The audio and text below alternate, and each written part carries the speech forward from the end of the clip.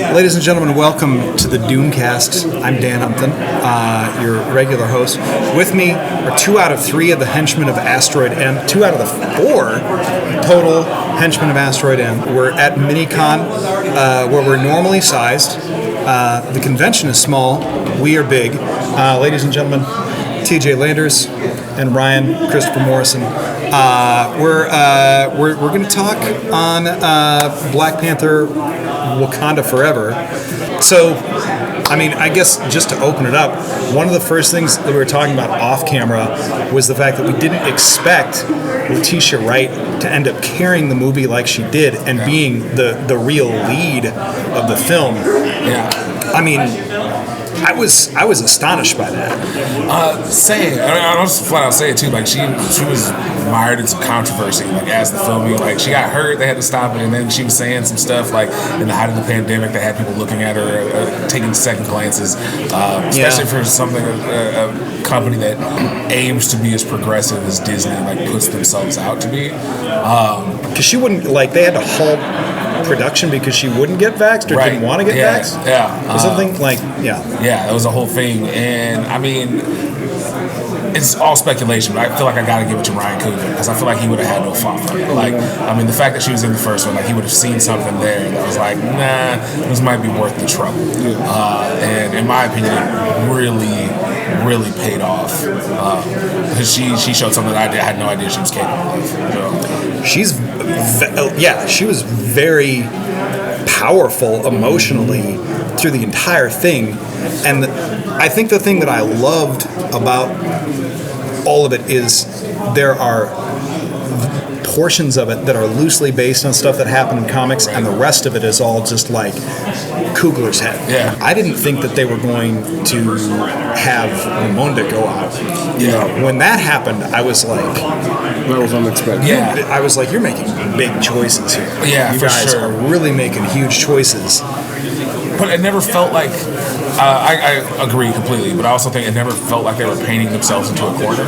Like, and I feel like that happens like sometimes when you have like big character changes and there's somebody dying, or somebody turning heel or whatever it may be. Like you worry about what those repercussions are going to be, and I did not feel that way in this movie. Like I felt like it was all for progressing the story, which I mean, again, like using kid can't miss. Like Coogler can't miss. Like I haven't seen any bad works from that dude, and I don't know if it's it's all been solid work. No, and this is just another form of that work. Like he just put his heart in it, and his loss of Chadwick showed through it. Yeah. But it was also a love letter to Chadwick, and that showed.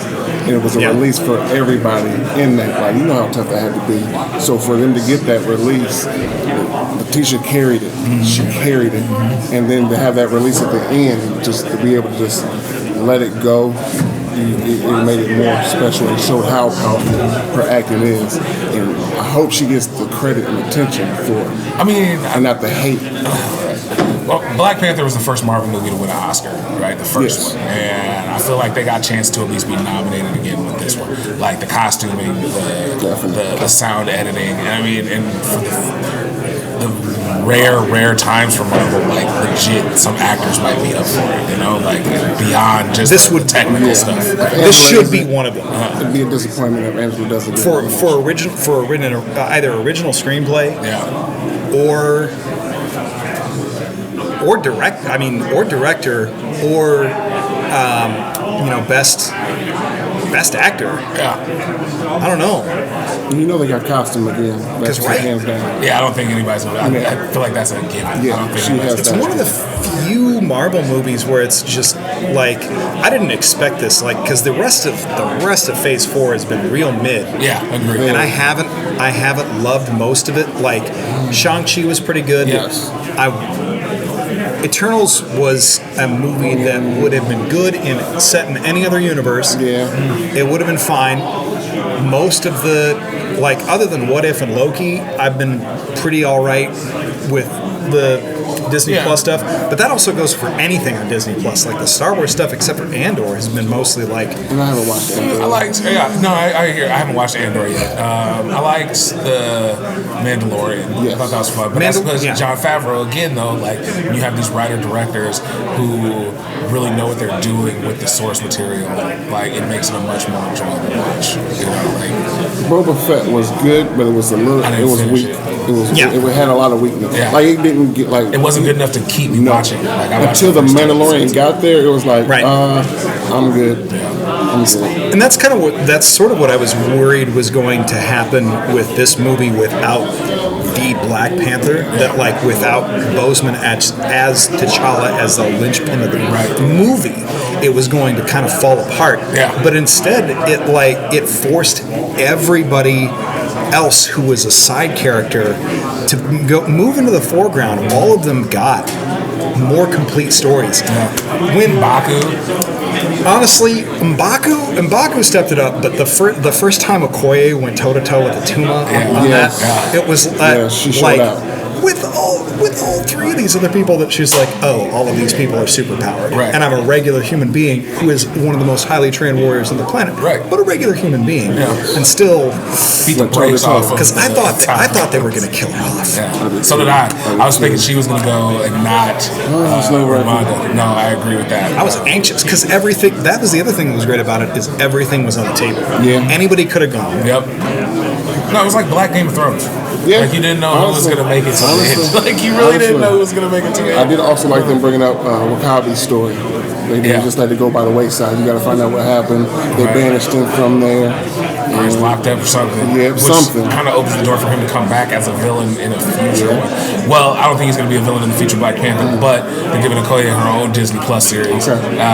Which that's officially happening? Yes. They're doing Domalaja. It's time. They're doing the Legends of Wakanda, which I think is going to focus, I think from what they've said, the leaks I've read and stuff, it's going to focus on just like the different tribes within Wakanda. And then they're giving like an Okoye-led series, which I'm thinking is what they kind of turned the Dora Milaje series into, is going to be probably Okoye and then the other one after the events of Black Panther. I know we said spoiler heavy, but you're going to see some stuff in Black Panther that I feel like is going to lend itself to whatever that series is going to be. I can see that thing, especially with the suits, the special suits they have now. That's the part I was just not going to talk about. Well, I mean, he said... we'll get into the spoilers too. Hey, we're going to get in there. I mean, I was amazed that they put, because that was like the whole, we might as well get into it now because the Midnight Angels, the designs were from, I want to say that was from the Ta-Nehisi Coates run. It was. And I was like... They were bad guys in that. They were like a rogue sect of Wakanda who had made those suits and were trying to usurp the throne. And so that's like, so when I saw the suits, I was like, that's what I was like. Okoye is going to have a heel turn. That's what I thought was going to happen too. Especially, and then when Ramonda was like, "Nah, you're done turning your weapon," I was like, "Oh, this is going to be bad." And they went a complete different direction. Speaking of bad, Nakia. Yes. Yeah. Nakia. What? Yes. Yeah. What's funny is it's been like that, and nobody paid attention. It's never been accentuated. I don't know how I didn't know she's never taken roles where that has been a focal point, and so whenever it comes to be, it's almost like it's almost like Hillary Duff. You know what I'm saying? Yeah. Nobody really realizes that about Hillary Duff either, and then it's like, oh, huh. All right. Yeah. Duff has the Duff. Huh? Yeah. She does.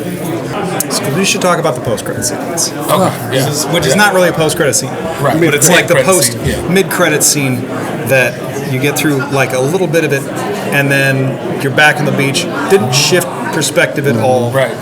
So Shuri's still on the beach, dealing with things. Just kind of reflected and let go in that moment. And then Nakia shows up and introduces her son, Toussaint.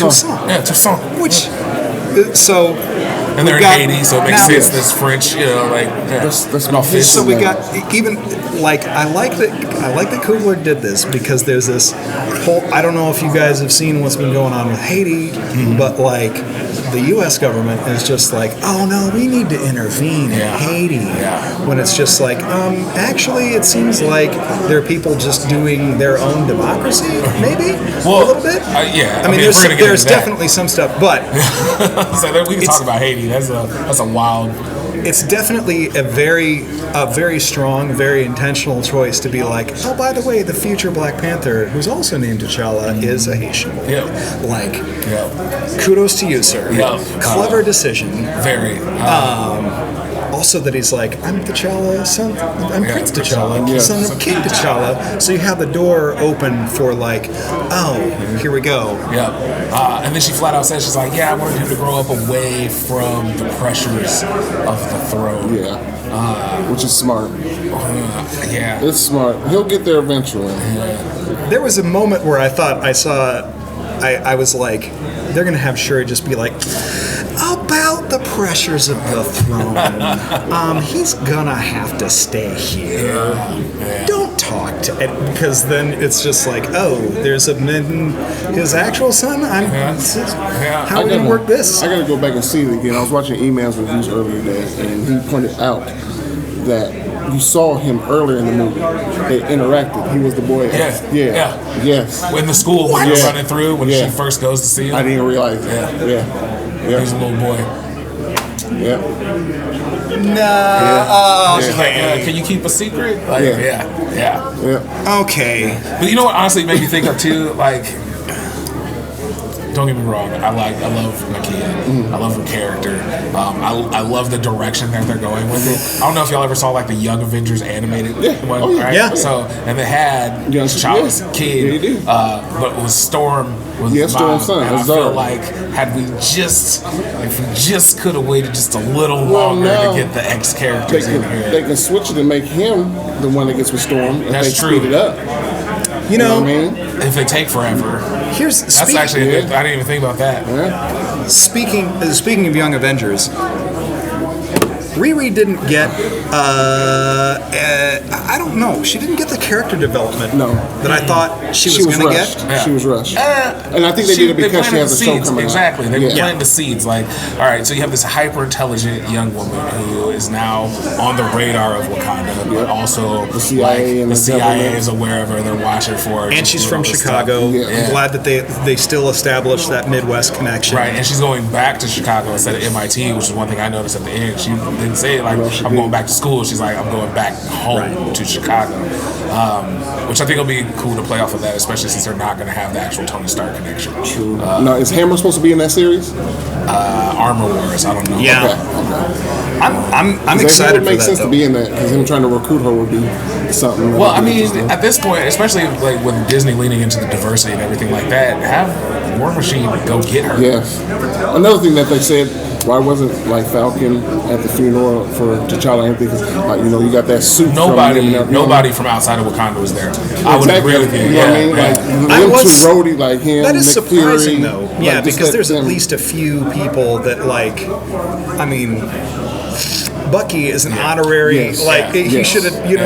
If you're gonna give the dude a vibranium arm, like that's. I don't know. Anyway. Well, then again, they might still be beefing after the Dora kind of sunned him in Falcon and Winter Soldier. That is true. That was where she just like boop boop does some Jedi stuff and his arm falls off. Oh no, he might feel some type of way right now. Any final thoughts? Because I think we might run out of time here on the camera itself. I need to see it again. Yes. Absolutely. Yes. As of right now, it's, in my opinion, it's better than the first one overall. Like I feel like the first one was more impactful for what it was. But as far as films go, Wakanda Forever is a better film than the original Black Panther. Right. For me, after one viewing, it's in my top 3 MCU films, behind Infinity War and ahead of Winter Soldier. As of right now, those are my top 3. And I don't know if it'll stay that way. Like I said, this is off of one viewing. I've viewed the other ones multiple times, but my gut is telling me right now it's in the top 3 with Infinity War and Winter Soldier. I have a pretty hard time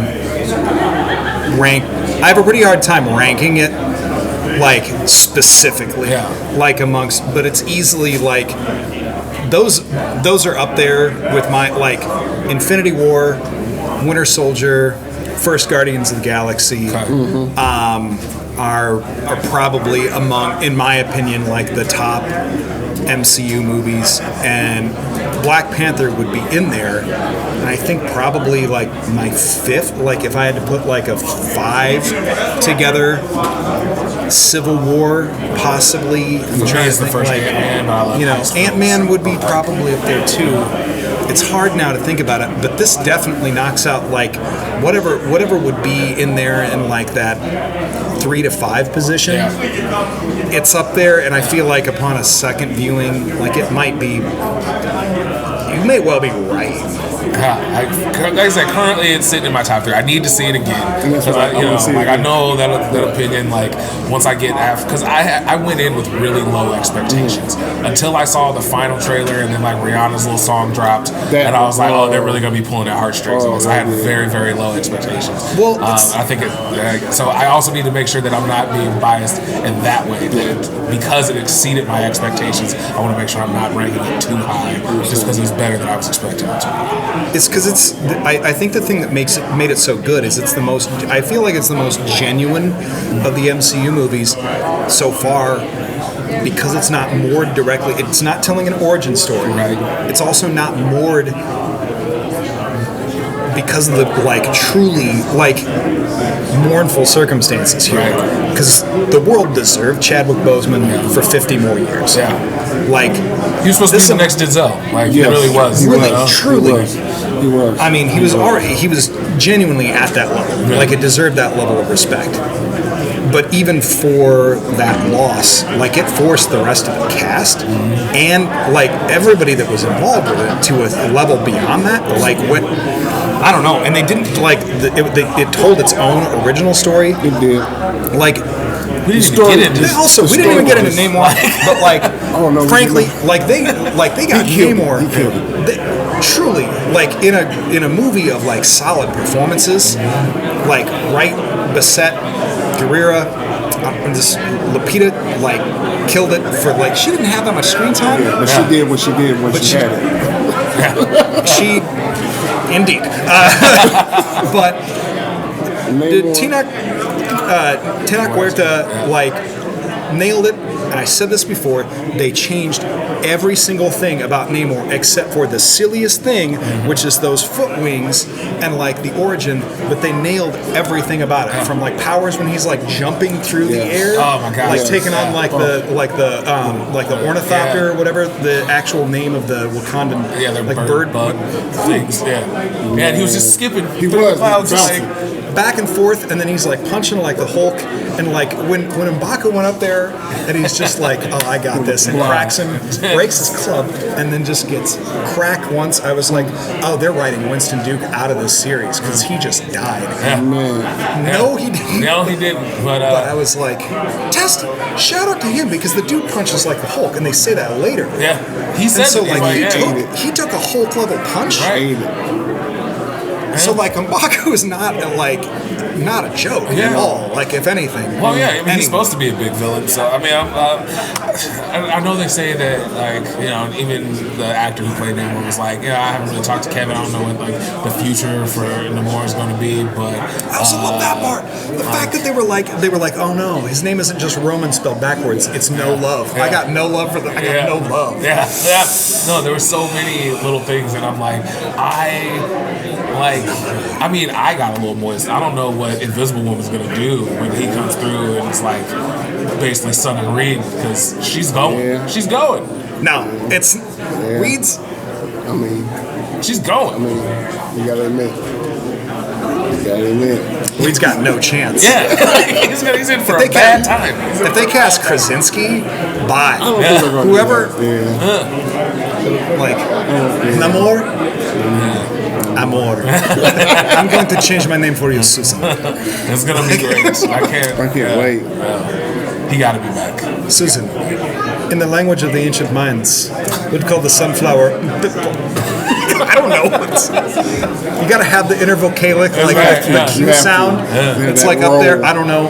I'm just making. Who knows? Nobody's ever heard Mayan spoken either. Right. That's a crazy thing. So they're just making it up. Yeah. But yeah, long story short, I guess you guys were like closing thoughts, and I've kind of rambled on, but give more minority directors the chance to tell minority stories, because I feel like the way he touched on the different cultures and made that as an integral part of these characters' development as it was, I feel like is very, very important, and we need more of that. Needs to keep happening. Absolutely need more of that. So yeah, I mean, give Coogler all the money. Like, I know he said he wants to like take some time away, and we don't want him to get burnt out. Like, I don't really want him to go the way of the Russo bros either, to where it kind of like John Watts too far. Yeah, but like at this point, if he says he wants to do a project, don't argue with him. Just be like, here you go.